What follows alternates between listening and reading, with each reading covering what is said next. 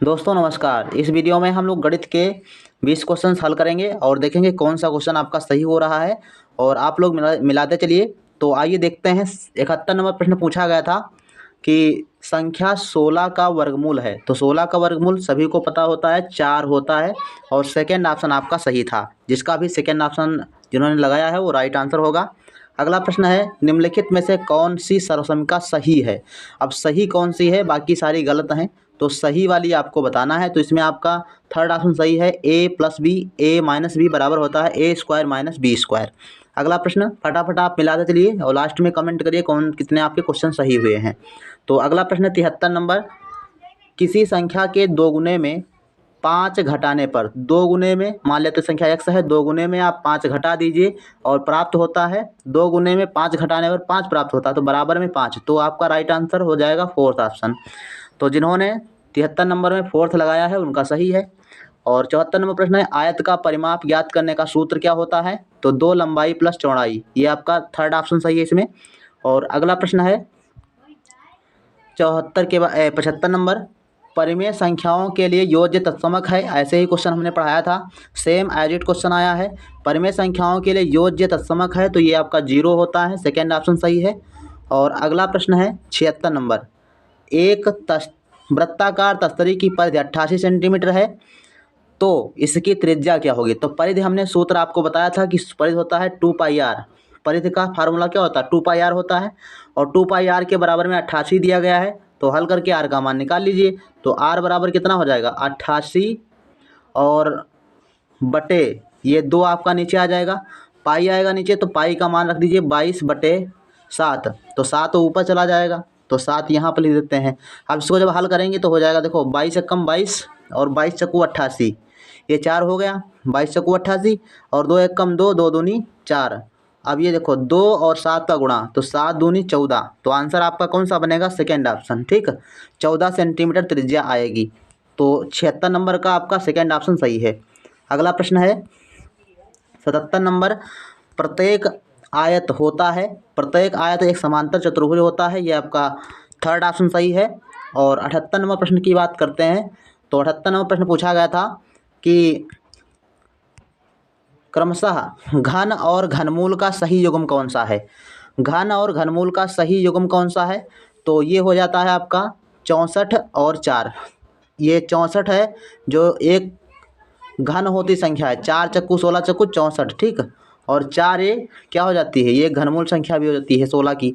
तो ध्यान रखिएगा, ये 78 का आपका थर्ड ऑप्शन सही है, जिन्होंने लगाया है उनका राइट होगा।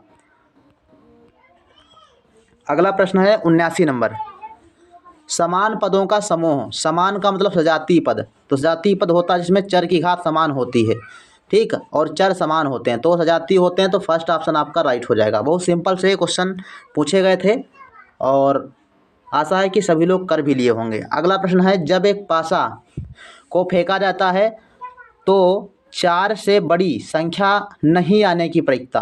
तो नहीं आने की प्रायिकता 2/3 हो जाएगी, ये आपका थर्ड ऑप्शन सही हो जाएगा।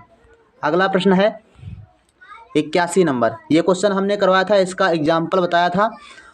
निम्नलिखित में से आयलर सूत्र कौन सा है। तो आयलर सूत्र बच्चों ये है आपका f प्लस वी माइनस ई बराबर 2। ये सूत्र होता है f, ये मतलब वो है फलक कोर और शीर्ष वाला ना। तो f प्लस ई बराबर f प्लस वी होता है, f प्लस वी बराबर ई माइनस 2, ये होता है सूत्र। और जब ई इधर लाओगे तो ये माइनस का हो जाएगा, तो ये थर्ड ऑप्शन आपका राइट हो जाएगा। ये क्वेश्चन हमने करवाया था, इसी के आधार पर सूत्र लगवाया था। 82 नंबर क्वेश्चन है, 250 का 15%। तो 250 का 15%, 250 और गुणे 15 और बटे में 100। इसको जब हल करेंगे तो राइट आंसर आपको मिल जाएगा। जब इसको देखो काटेंगे तो ये 250 गुणे 15 बटे 100, तो ये आपका 0 कट गया। ठीक, अब इसको आप काटेंगे, देखो 5 से कट जाएगा, 5 से इसको काटो तो ये हो जाएगा 5 पचम 25 और 5 दूनी 10। ठीक, और ये 15 पछे 75 और 75/2, तो 75/2 आएगा। तो आपका राइट आंसर हो जाएगा बच्चों 37.5। ठीक, 37.5 आपका राइट आंसर हो जाएगा। तो आपका बिल्कुल राइट आंसर बच्चों है 82 नंबर में राइट आंसर बिल्कुल सही है 37.5 जिस बच्चे ने लगाया है उसका राइट आंसर होगा। और 83 नंबर क्वेश्चन है किसी विषम बाहु त्रिभुज के एक शीर्ष को उसके सम्मुख भुजा के मध्य बिंदु से मिलाने वाले रेखाखंड को क्या कहते हैं। एक त्रिभुज है और इसके शीर्ष से बोला, शीर्ष से सम्मुख भुजा पर जो लंब होता है उसको क्या कहते हैं। तो यह मध्यिका होती है। आपका सेकेंड ऑप्शन सही हो जाएगा। 83 के बाद 84 नंबर प्रश्न है कि दिए गए चित्र में छायांकित भाग का मिश्रित भिन्न रूप क्या होगा। दिए गए छायांकित भाग का मिश्रित भिन्न रूप क्या होगा। तो ये आपका बनेगा 2/3, 3 सही। ये आपका सेकेंड ऑप्शन सही हो सकता है। एक बार कमेंट करिएगा कि इसका राइट आंसर क्या है। इसमें थोड़ा सा कन्फ्यूजन है। 84 नंबर का राइट आंसर शायद सेकेंड ऑप्शन होगा। ठीक है, आप इसको अपने तरफ से जब ऑफिशियल आंसर की आएगी तो आपको बताने का प्रयास करेंगे हम।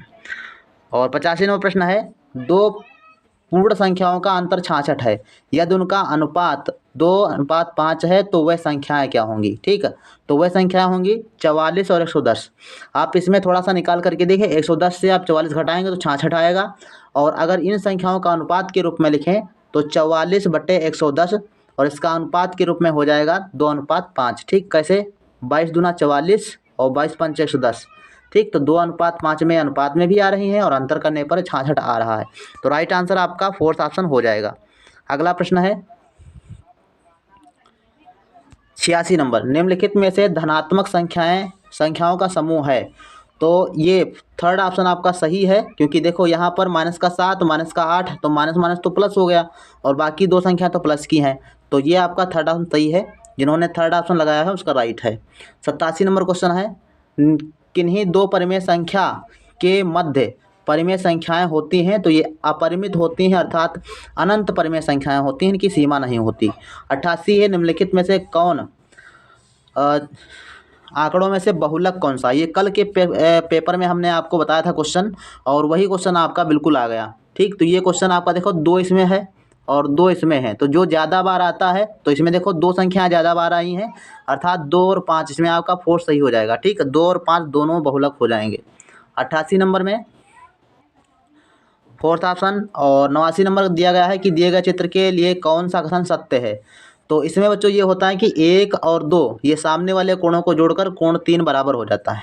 ठीक, तो ये आपका थर्ड ऑप्शन सही हो जाएगा, कोण 1 + कोण 2 = 3। नेक्स्ट प्रश्न दिया गया है 90 नंबर की आकृति में L और समांतर है M के, मतलब L M के समांतर है तो Z का मान बताइए। तो Z का मान ज्ञात करने के लिए सबसे पहले देखो ये आपका रैखिक युग्म दिया गया है ये वाला। तो इसमें देखेंगे ये 60 अंश का है और ये वाला हो जाएगा 120 अंश का। और कोण जो ये वाला है ये Z के बराबर होगा तो 120 ये है तो 120 ये भी होगा। तो राइट आंसर आपका होगा फोर्थ ऑप्शन। तो इसी प्रकार से विज्ञान के भी क्वेश्चन हम आपको प्रोवाइड कराएंगे। आंसर की आप लोग मिलाते रहिए, 100% आपको शुद्ध आंसर की मिलेगी। हमने बहुत अच्छे से इसको पढ़ा है उसके बाद आपको बता रहा हूँ। तो एक बार सभी लोग चैनल को सब्सक्राइब जरूर कर लेंगे ताकि आपके कोई भी वीडियो आपसे मिस ना हो। तो मिलते हैं नेक्स्ट वीडियो में, तब तक के लिए धन्यवाद।